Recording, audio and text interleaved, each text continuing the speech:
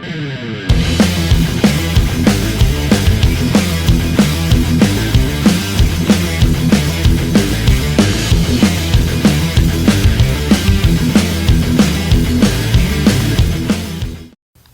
everybody, Kurt Smits here again. Obviously you know who I am because you're on my YouTube channel. Welcome back to my garage.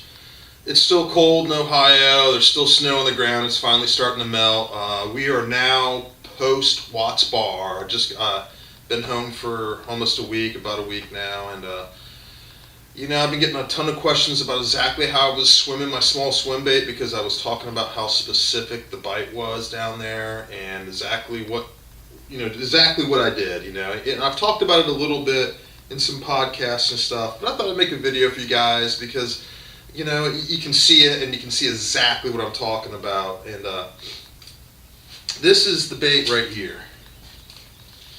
It's a small Bass Pro squirming shad. They call it 3-inch. It's actually 2.5 inches, or just a hair over 2.5 inches, and it's not just the swim bait. It is also, a big part of it is this jig head. This jig head is a Picasso. It's the round ball, weedless one, and it's got these two little titanium weed guards on it. They have silicone on the top of them. And I've talked about this before in my swim bait video that I made leading up to it for pre-spawn bass. And a lot of times I don't fish this particular lure for black bass. I use it for white bass, But what I was seeing down in Watts Barr was these really, really small shad. And man, it was the ticket. So let's go over the line a little bit here. I got 12-pound fluoro leader on 20-pound 8-strand line. Oops. On a medium light St. Croix Mojo bass. And you don't have to spend a crazy amount of money to get a really high quality, super sensitive rod. This Mojo bass is under $200, and you can get it from fishing online, and you can get it fast from those guys, right? And you get it sent right to your door. And St. Croix has a killer policy on them. Their warranty's amazing. This has the IPC technology, which is each one of these has a custom blank to it. It's a durable one for the kayak fisherman, because that's part of the problem being a kayak fisherman. You want the really high-end rods, but if they're fragile, you're going to break them, because we're hard on our stuff, man. And I find that this rod it's an amazing rod, man. And it's a medium light. It's a extra fast action. What's the length on it? I believe it's 610. Yep, 610 is the exact length on it. So check them out, guys. If you're looking for a good quality rod and you don't want to break the bank, man, check out the St. Croix. You have to pair all this stuff up to get that right technique that I was doing, man, or at least for me, because I wasn't getting bit any other way unless it was very much set up the way I'm showing you right now, And how I would do it, and I'm going to show you in this video clip I'll throw in here, is that I would cast it out, let it hit the bottom, and then I would retrieve it. I would start the retrieve, and then I would stop the retrieve and let it hit the bottom again. Retrieve, pause, hit the bottom. Retrieve, pause, hit the bottom. Retrieve, pause, hit the bottom. And they were hitting it on the pause, right when I would stop. Like they'd be following it seemed like. And the bite was so light, and that's why this St. Croix rod came into such a huge play. In the 8-strand line, having that braided 8-strand line made a huge difference, man, because it increased the sensitivity. Because half the time you didn't feel a bite, you didn't feel a thunk. You just felt something weird. And then you'd lay back into it and there'd be a fish on there. So it was incredibly important to have that set up. Because if you didn't set the hook or didn't lay back and put the pressure on the line, the fish would just let go of the baits. You would literally think you didn't have a bite at all. That's how soft the bite was. So it's super important to have the right setup. And and that means the right setup is everything. It's everything from the bait to the jig head to the line to the rod to your reel, and that's the thing too with these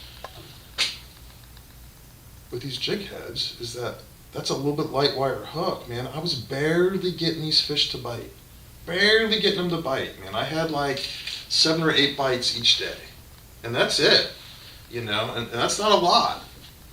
So I had to make every one of them count to get my limit to squeeze into third place. And I gotta say, man, without Picasso's round ball jig head, man, I wouldn't have been able to get it done. This tungsten baby, man, I've talked about it a bunch before, but this is one hot bait. And if you're not using it this time of year for small swim baits and, gosh, small grubs, there's so many different things you can put on this and catch fish. You know, it's just a killer versatile bait. And that was the deal. So I mean, I obviously I had found the fish, and they were in a small depression, and it was an 8-10 foot. It was the last depression that was 8 to 10 feet deep, right before the spawning flats, and it had some docks down either side, which also added to it a little bit. But the docks were actually in a little bit shallower water. They were like in the 6 foot range, and then on the other side of them were the spawning beds. And I found a few beds up there in the sand and stuff, but they hadn't obviously gone to full spawn, but they were hanging out at that last place that they felt safe, that last little depression, that last deep spot that was deeper than everything else around them, waiting for that cold weather to go away that we had. And we had that crazy cold weather that kind of pushed them or held them up in that spot, and they were there. But this is the technique I used to get them, man. I mean, this is the whole enchilada. I'm letting it all out for you guys, so you guys know exactly how it was done. You can probably figure out exactly where it was done from my different interviews and stuff I've said. But you know, these are the pieces of the puzzle, and putting them together, you know, and showing people and sharing some. Hopefully this will help you guys out and catch some stuff. I mean, you know, this is a river technique for me that I use down there.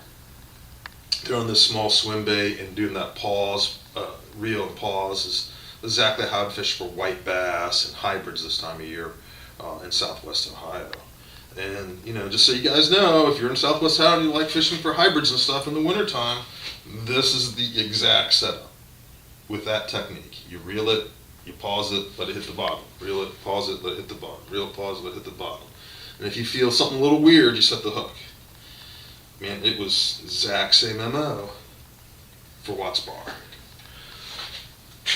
And I hope this helps you out, guys. You know, it's just really, I'm very fortunate to have the luck I've had in finding the fish and pulling out this bait that I normally never throw for bass, black bass anyway.